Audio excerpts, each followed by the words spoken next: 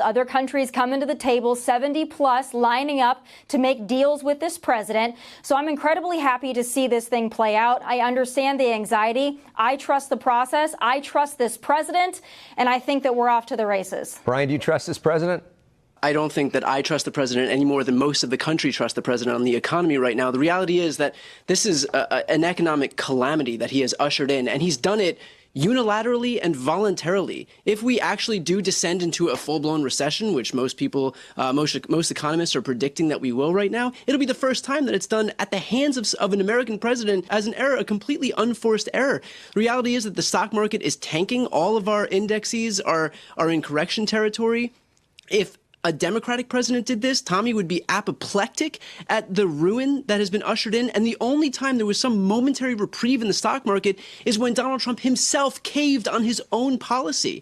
And finally, Tommy, you had mentioned that we're isolating China on the world stage. There's reporting now that Japan and South Korea are negotiating trade deals with China to go around American tariffs. There's reporting that the EU is working with China to eliminate those tariffs for EVs. So I'm concerned that you're not familiar with which country, in fact, is actually being isolated on the world stage. It doesn't look like it's China. And look, Tommy and the rest of the right-wing media ecosystem can play make-believe that Trump is some master negotiator all they want, but the reality is that no one who is acting in good faith, no one who takes themselves seriously, at least on the economy, actually believed that the U.S. had managed to isolate China on a global stage. And this question sums it up perfectly. Why would any of our allies work with us to isolate China in a trade war if we're treating friend and foe alike? You'll have to talk to our allies who are reaching out to us. The phones are ringing off of the hooks. They've made it very clear they need the United States of America. They need our markets. They need our consumer base. You saw Prime Minister Benjamin Netanyahu in the Oval Office with the president saying that he was going to bring down all of their monetary tariffs and their non-monetary tariff trade barriers as well. We've heard from South Korea. We've heard from Japan. The president has spoken to Vietnam. We have Italy coming to the White House next week.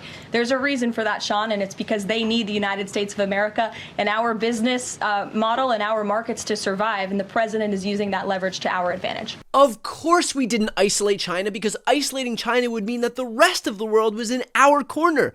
And I know this might come as a shock to some people who are watching, but the way to rally the rest of the world into our corner doesn't usually start by threatening to annex them.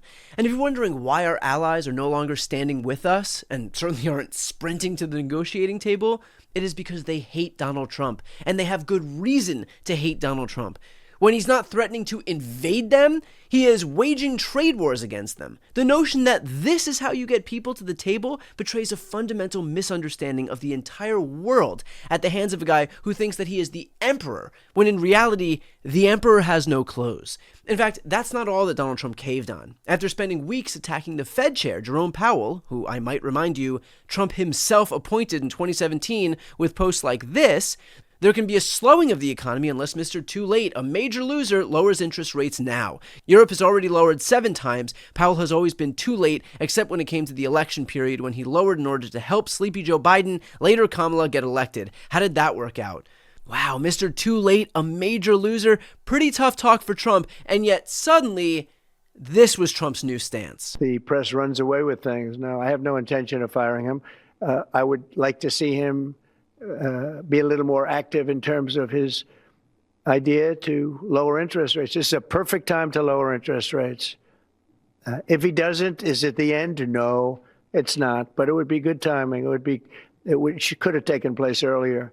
But no, I have no intention to fire him. So why the sudden softening? Because when the markets feel like Donald Trump might fire Jerome Powell, they crash. Why? Because everybody knows that whoever Trump appoints will be a groveling sycophant who serves as a rubber stamp for Trump and his edicts, and they all know that Trump is economically illiterate, and so they don't want Trump and his edicts. But when Trump doesn't talk about firing Powell, the markets suddenly stabilize. Again, when Trump enacts his plans, the markets crash. When Trump caves, the markets go up. If that is not a damning indictment of your economic policies, I don't know what is.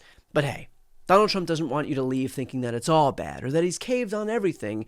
Here's one point where he's trying to take a victory lap. If you remember my first week, I was standing here, Paul, and they were screaming about eggs. The cost of eggs have gone through the roof. They were up like 500, crazy, like 4 or 5 times. And we won't have eggs for Easter, they were saying. There will be no eggs. You can't order eggs. They wanted us to order plastic in the shape of eggs. Well, yesterday we had 48,000 people at the Easter hunt. They call it the Easter roll at the White House. And we had all eggs. And as you know, the cost of eggs has come down like 93, 94% since we took office. And they're pretty much normally priced now. Great job. Our Secretary of Agriculture, Brooke Rollins, did a very good job. But groceries have come down.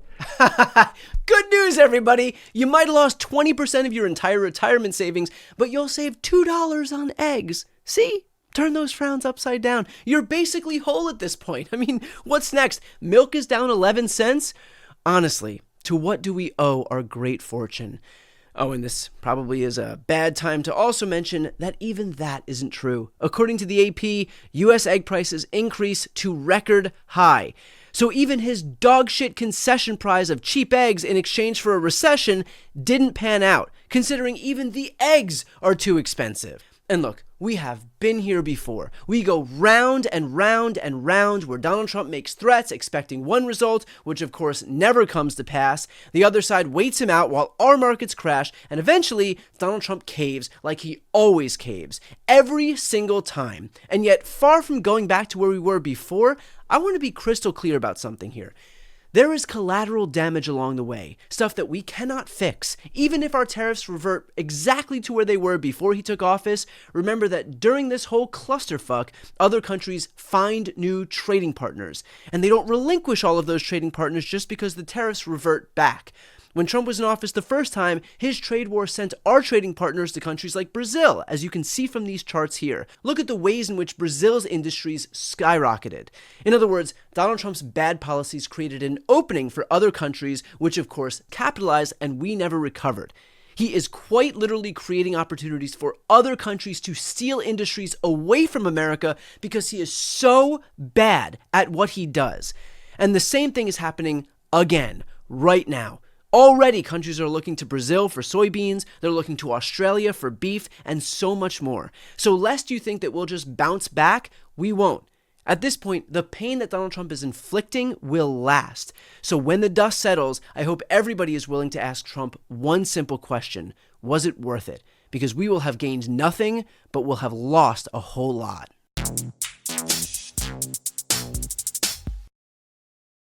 Before you go, if you enjoyed this content and you want to see more and support independent media, please subscribe to this channel. The subscribe button will be right here on the screen. But second, the reality is that we are now in a political environment where this administration can lean on any of the social media platforms to suppress certain voices if they don't like critical coverage. That means my longevity here is in the hands of a few tech billionaires who are already making it clear that they are willing to cater to this administration. To that end, signing up for my newsletter is a way for me to reach you directly if that ever becomes necessary. I'll put the link right here on the screen as well, so please sign up. It's free, but there's also an option to do a paid subscription if you'd like to support me and my team. I really appreciate it. Thanks so much for watching.